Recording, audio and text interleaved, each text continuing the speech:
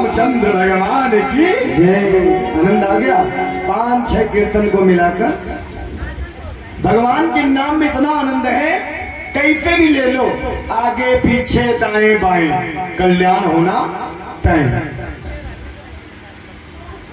जरूरी नहीं कि आपको गाना आता हो, तो भगवान ने मुख दिया है बस उसका कीर्तन करते आए, मुखमंडल से जपते आना चाहिए। भगवान के नाम में ही संगीत है, भगवान के नाम में ही आनंद है। 33 कोटि देवी देवताओं की सनातन धर्म की जय हो। अरे जय तो बोला करो, कितनी बार कहा हूं, कथा में जो ताली ने बजाओ जय घोष न करो पापी होता है। अब पापी तो बैठे नहीं, यहाँ से भगत बैठे हैं। बोलो सीताराम महाराज की, अनंत बलवंत हनुमान जी महाराज की, उमापति महादेव की, ग्राम देवली धाम की, भक्त भगवान की, माता पिता की जय हो। आज इस कथा के खष्टम क्रमांक अर्थात 6वें दिन पे हम पहुंचे। अब 3 दिन और शेष, फिर काहे का ये मेला, काहे का ये पंडाल, फिर खूब रोटी बनाइए, खूब खाइए, खूब गृहस्थी में फिर से लिप्त हो जाएंगे। ये 3 दिन जो मिले हैं बचे हुए 3 दिनों में जितना हो सके ना भक्ति करने का, उतनी भक्ति करो। महाराज ऐसा सौभाग्य बार बार मिलने वाला नहीं। व्यक्तिगत तो कथा पता नहीं कब होगी, कब कराओगे, कब योग्य बनेगा। सार्वजनिक योग्य बना है तो उसी में कम से कम श्रवण कर लो, खुद को फलार्थ कर लो। व्यक्तिगत कथा में तो पता नहीं वर्षों बीत जाते हैं कराते कराते। लेकिन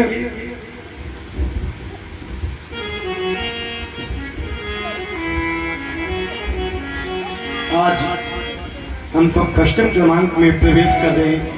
कल बड़े धूमधाम से हमने भगवान श्री राम, राघवेंद्र सरकार और जगत जननी मां सीता का विवाह किया। आनंद आया सबको, भगवान के विवाह में रसिक हुए हम सब। आज इस 6वें दिन की अमृतमय वर्षा में हम सब पुनः सम्मिलित होने जा रहे हैं।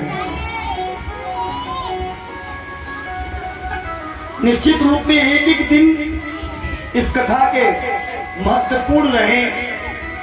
प्रतिदिन कुछ न कुछ हमें कथा से सीखने का अवसर प्राप्त हुआ, क्योंकि कथा निश्चित रूप से जीवन में कुछ न कुछ नया सिखाती है। भगवान की कथा तो सबको ज्ञात है, कंठस्थ है। भगवान की कथा को सब जानते हैं, सब साभिज्ञ हैं।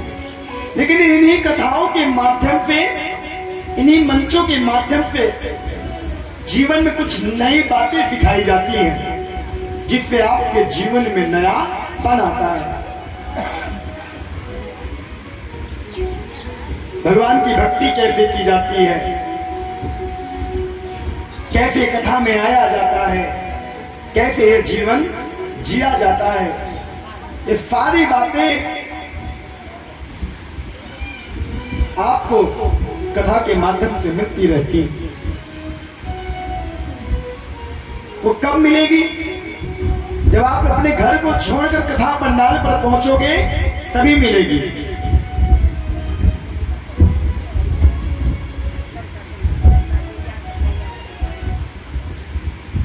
और अब ये कह दो कि हम घर बैठे रहे, कानों में आवाज जा रही महाराज, तो महाराज वो फल मिलने वाला आपको नहीं है। क्यों? क्योंकि आपने कथा में क्या किया? आलस कर लिया, और जो आलस कर लिया उसका कल्याण होने वाला कदापि नहीं है। बोली राघवेंद्र सरकार की जय हो। कथा में कभी आलस न करें। बहुत लोग तो सोचते कौन जाए कथा पंडाल पर, घर तक आवाज आ रही है।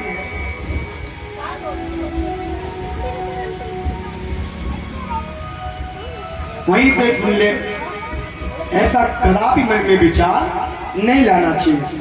यदि आपके मन में ऐसा विचार आता है, अर्थात आप अपने मन पर नियंत्रण नहीं रख पा रहे, आप कथाओं से दूर जा रहे हैं। मंदिर तो घर में भी होती है, फिर गांव के मंदिरों में हम क्यों जाते हैं? क्यों जाते हैं मंदिरों में दीपक जलाने, जल चढ़ाने, पूजा अर्चना करने? घर में ही मंदिर बना लो, मत जाओ कहीं। क्यों तीर्थ स्थानों पे जाते हो? जो तीर्थ स्थानों पे भगवान है, उनकी प्रतिमा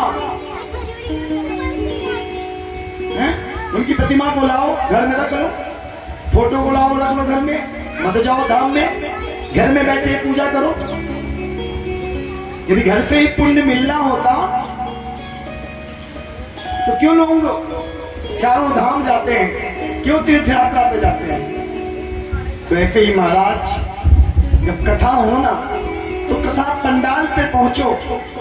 अधिक अधिक संख्या में कथा पंडाल पर पहुंचकर भगवान की कथा का रसपान करना चाहिए। उसका बहुत बड़ा फल मिलता है आपको। जो व्यक्ति अपने जीवन में आलस फैलाता है भगवान की भक्ति से संबंधित, धर्म के कार्य में संबंधित, और जीवन नहीं है, फिर वह नरक है, मृतक पशु के समान है। हम सब हृदय में भगवान को धारण करें, अपने अंदर पले रही बुराइयों को समाप्त करे, छूत अछूत की भावना को खत्म करे, एकत्रित होकर एक पंडाल के नीचे बैठकर स्वच्छ हृदय से, निर्मल हृदय से, सरल हृदय से राघवेंद्र सरकार के चित्त को धारण कर, अपने अपने इष्ट को धारण कर कथा पंडाल में पहुंचकर भगवान की कथा को सदा ग्रहण करते रहे, रसपान करते रहे, तभी आपका कल्याण होगा। बोलो राघवेंद्र सरकार की। बहुत लोगों को बार बार बोलना पड़ता है, भजन चल रहा, ताली बजाओ, जय घोष हो रहा है, जय बोलो, तो आप लोग विचार करने लग जाते हो, ताली बजाएं, जय घोष करें। ये विचार का विषय नहीं है, ये करने का विषय है। जब करोगे, अब देखो ताली बजाने का भी कारण है, साइंस भी कहता है, विज्ञान भी कहता है, आज का आधुनिक युग जो है ना वो भी कहता है, जब हम ताली बजाते हैं, जब दोनों हाथ कैसे आपस में भिड़ाते हैं तो क्या होता है, जो मतलब ब्लड सर्कुलेशन होता है, ब्लड सर्कुलेशन हिंदी में कहे तो रक्त प्रवाह, वो बेस्ट हो जाता है, अच्छा हो जाता है। जितनी बार ताली बजाओगे तो बॉडी में झंकृत होगा, झंकार उत्पन्न होगा, और जब झंकार होगा तो जो नफे सिकुड़ी होंगी वो नफे खुलने लग जाएंगी। सोचो, जो आज साइंस खोज रहा है वो हमारा अध्यात्म पहले कितने वर्ष पूर्व हमारे ऋषि मुनियों ने खोज दिया। इसीलिए भजन में ताली बजाई जाती है, इसीलिए यहां कहना पड़ता है कि ताली बजाओ। भजन होना तो झूमो, नाचो, गाओ। अन्य गानों पर तब ये डीजे बज जाए, अनैतिक गाने बज जाए, जो समाज के लिए बेहतर नहीं है, तो सब नाचने लग जाते हैं। और भगवान के पंडाल में नाचना हो, भगवान के भजन में नाचना हो, तो एक दूसरे का हम मुंह देखते हैं कि नाचे कि नहीं नाचे, कोई कुछ कहे ना।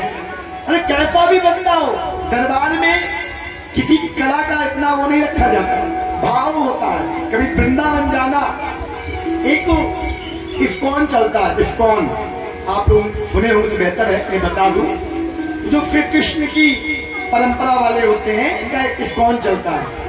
वहां कभी जाना, बूढ़ा, बच्चा, जवान, चाहे वो स्त्री हो चाहे पुरुष हो, वहां भजन चलते रहते हैं, और जिससे जैसा आता है नाचते रहते हैं, झूमते रहते हैं। वृंदावन मथुरावन जाना, अधिकतर आपको मिलेंगे रोड में चल रहे हैं, नाच रहे हैं, झूम रहे हैं, भजनानंदी है महाराज। वो भजनों से पागल हो गए, भजनों में अभिभूत होकर के अपने मन को तसल्ली दे रहे। तो यही सब बातों की प्रेरणा मिलती है। मैं कितने दिन कहता हूं, सिर्फ कथा सुनने मत आया करो, जितनी बातें बताई जाए उनको अपने जीवन में यदि 1% भी उतार लिया, 1% भी, मैं विश्वास करता हूं, दावा के साथ कहता हूं, वो व्यक्ति के जीवन में कभी भी क्लेश तो आ ही नहीं सकता। ये राम कथा क्यों सुनाई जाती है? देखो अधिकतर हम राम कथा या भागवत कथा ही सुनते हैं, ठीक है। गरुड़ पुराण तो जब कोई शांत हो गया तभी सुनाया जाता है, और सबको सुनना भी नहीं चाहिए। तो राम कथा जो है जीवन जीना सिखाती है। क्या करती है? जीवन जीना सिखाती है, कि जीवन कैसे जिया जाए, कैसे मर्यादा में रहकर हम अपने परिवार में अपने जीवन को व्यतीत करें, कैसे मर्यादा में रहकर अपने बड़े बुजुर्गों का सम्मान करें, अपने गुरुओं का सम्मान करें। और भागवत कथा क्या सिखाती है? जब व्यक्ति चौथे पन में आ जाता है तो भागवत कथा से मोक्ष प्राप्त हो, मरना सिखाती है कि मृत्यु कैसी होती है, व्यक्ति को मोक्ष कैसे मिलता है। इसी में भागवत पुराण से सीखने को मिल जाता है। अपने सनातन धर्म में 18 पुराण है, 6 शास्त्र हैं, 4 वेद हैं। नहीं सब पढ़ सकते तो रामचरित मानस तो सबसे सरल भाषा में लिखी गई है, अवध भाषा में। आप चाहो तो आराम से बढ़िया अपने घर में बैठकर विधिवत बड़े बुजुर्गों के सानिध्य में पढ़ सकते हो। जब घर के बड़े श्री रामचरित मानस को पढ़ेंगे ना तो आपके घर के बच्चे आपको देखकर स्वयं उत्साहित होंगे और पढ़ने के लिए आगे आएंगे।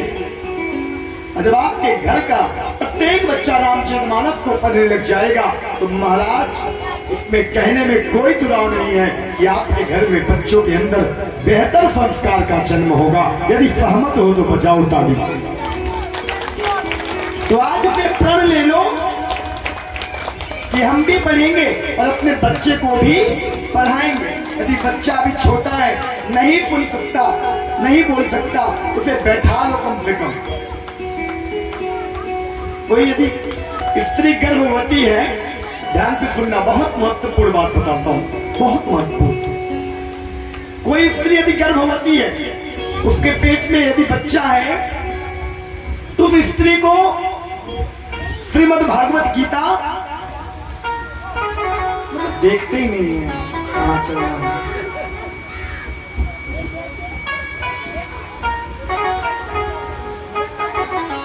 मुझे स्त्रियों से बहुत डर लगता है, पुरुषों पे विश्वास है कि वो एकदम परफेक्ट जाएंगे, कोई दिक्कत नहीं। ये चतुरंगिणी है, इनके तो हवा में चलती है माताएं हमारी, क्या लगा है क्या नहीं, बस उड़ गए। यदि कोई स्त्री गर्भवती है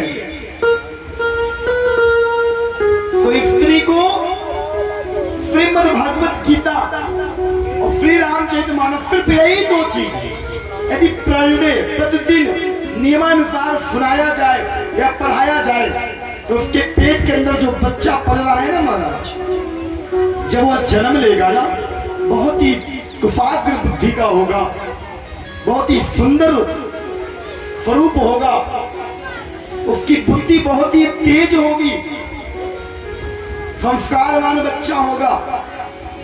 ये निश्चित रूप से कह रहा हूं, गलत नहीं कह रहा हूं, ये न मैं कह रहा हूं न कहीं से लिखी पढ़ी बात, ये हमारे शास्त्र कह रहे हैं, हमारे ऋषि मुनि कहते हैं, हमारे साधु संत कहते हैं।